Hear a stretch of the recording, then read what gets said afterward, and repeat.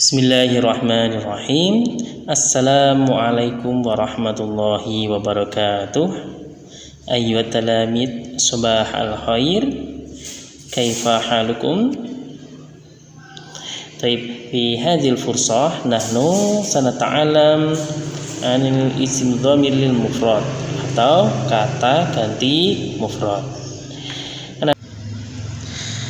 Kata ganti mufrad atau kata ganti tunggal adalah kata ganti yang menunjukkan jumlah orang satu atau kembali kepada satu orang individu.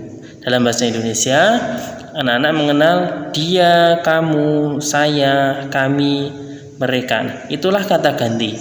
Dalam bahasa Arab, kata ganti antara satu orang dengan dua orang dan tiga orang itu kata yang digunakan itu selalu berbeda. Nah, untuk itu anak-anak perlu mempelajari isim dhamirul mufrad agar bisa mengaplikasikan ataupun menggunakan ketika menunjuk dia ataupun kamu, saya ataupun kita dalam menggunakan kata bahasa Arab. Untuk itu kita akan membahas mulai dari huwa, hiya, anta, anti, kemudian ana, dan terakhir nahnu. Huwa adalah kata ganti yang berarti dia laki-laki, sedangkan hiya berarti dia perempuan. Huwa dan hiya ini sama-sama artinya dia, namun penggunaannya berbeda. Ingat, huwa untuk laki-laki, hiya untuk perempuan. Selanjutnya anta dan anti. Anta dan anti artinya kamu. Namun di sini ada perbedaan. Anta untuk laki-laki sedangkan anti untuk perempuan. Selanjutnya ana yang artinya saya. Saya berarti di sini satu orang, bisa untuk laki-laki dan untuk perempuan. Dan terakhir nahnu berarti kita ataupun kami. Anak-anak semuanya, setelah anak-anak mengenal apa itu isim dhamir lil mufrad atau kata ganti tunggal, selanjutnya kita akan menerapkannya dalam sebuah kalimat sederhana. Contohnya di sini dari kata huwa. Huwa artinya dia. Contoh dalam kalimatnya adalah huwa Muhammad, yang artinya dia Muhammad. Contoh yang lain adalah huwa thalibun, yang artinya dia siswa laki-laki. Selanjutnya adalah kata ganti hiya.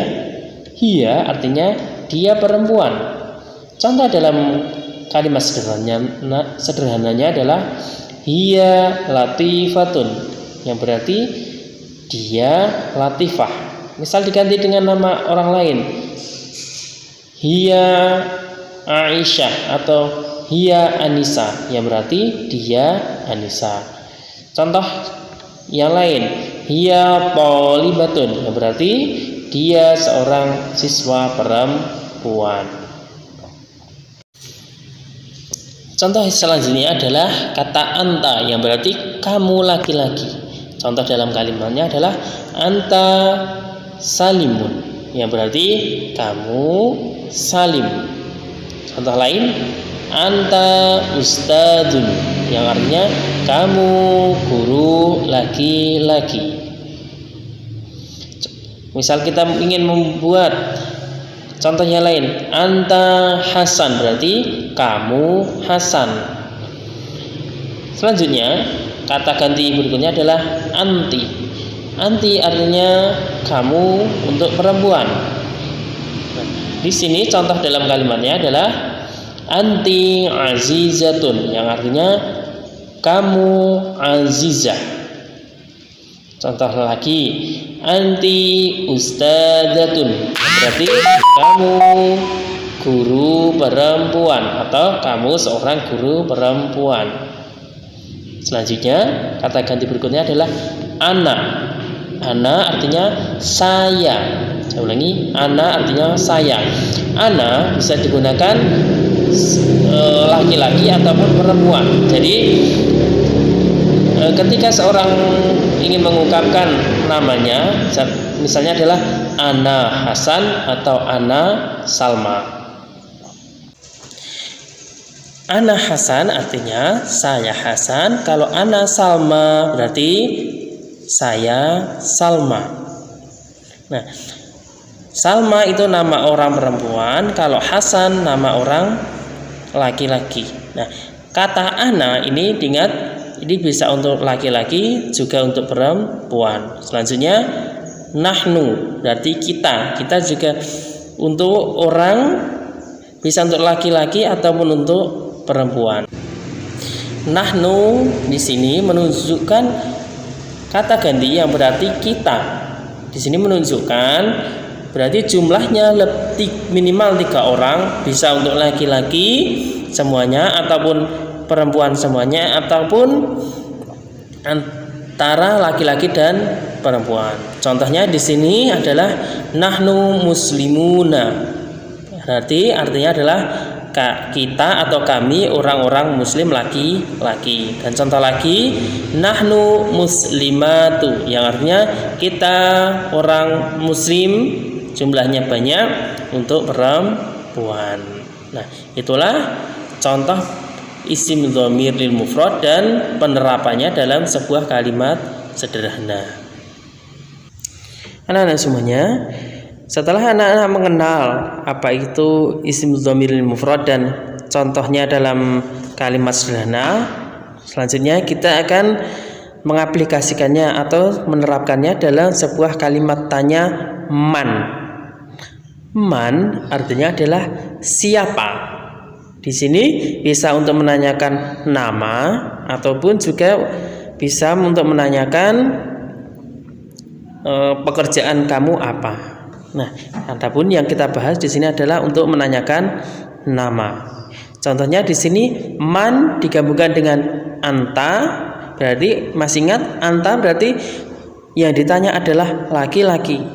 Man anta berarti yang ditanya siapakah kamu untuk laki-laki, yang artinya siapakah kamu? Maka jawabannya adalah di sini contohnya adalah ana soleh, yang artinya saya soleh atau nama saya soleh. Contoh berikutnya man anti, yang artinya siapakah kamu? Nah, di sini dilihat ada man anta ataupun dan man anti. Anta untuk yang ditanya laki-laki, anti yang ditanya perempuan. Nah, ketika ditanya man anti, maka jawabnya ana Salma. Anak-anak semuanya, pertanyaan dengan kata ganti anta ataupun anti, jawabannya pasti diawali dengan ana. Contohnya ana soleh, ana Salma. Contoh berikutnya adalah man huwa dan man hiya. Keduanya artinya siapakah dia, namun artinya di sini berbeda. Man huwa ditujukan untuk dia laki-laki atau seseorang dengan jenis kelamin laki-laki, sedangkan hiya untuk perempuan.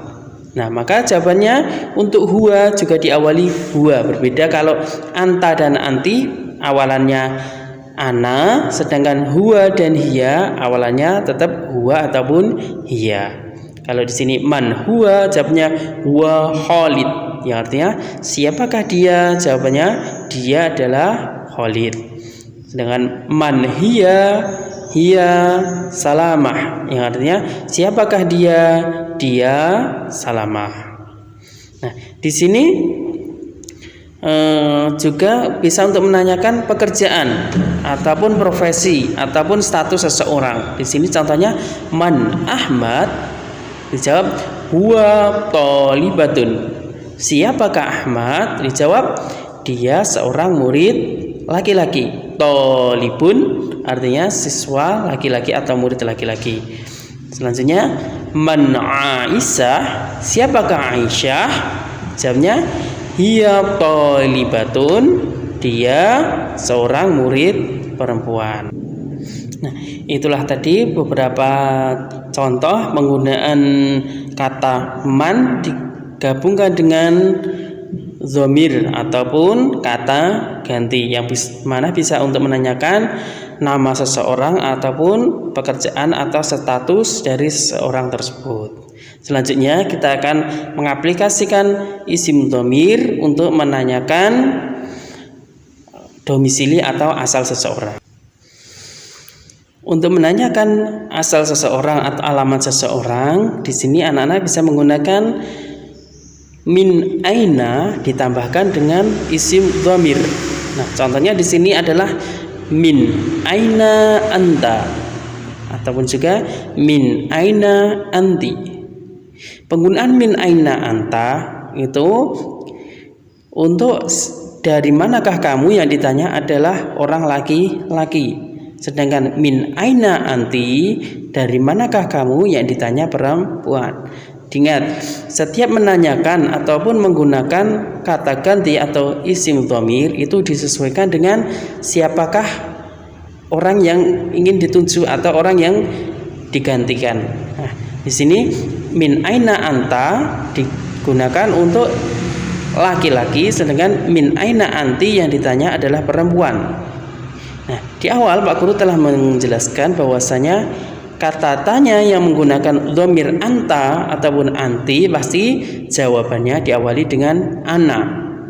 Contohnya di sini adalah min aina anta, ana min qaryati Karangmalang. Dari manakah kamu? Saya dari desa Karangmalang. Yang bawahnya min aina anti, ana min Madinati Semarang Jawal Wusta. Dari manakah kamu?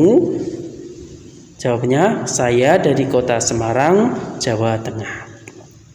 Selanjutnya min aina huwa, yang artinya dari mana dia. Nah, jawabannya juga diawali dengan huwa.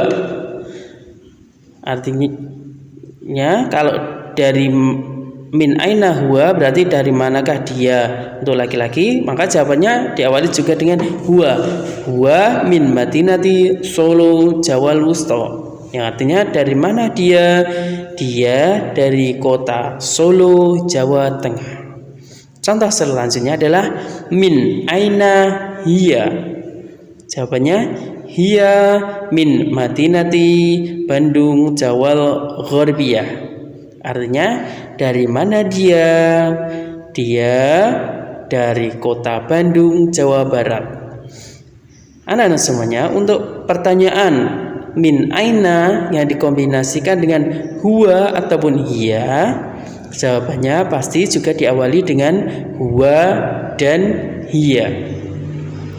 Selanjutnya, selain digunakan atau dikombinasikan menggunakan kata ganti ataupun dhamir, min aina juga langsung bisa digunakan untuk digabungkan.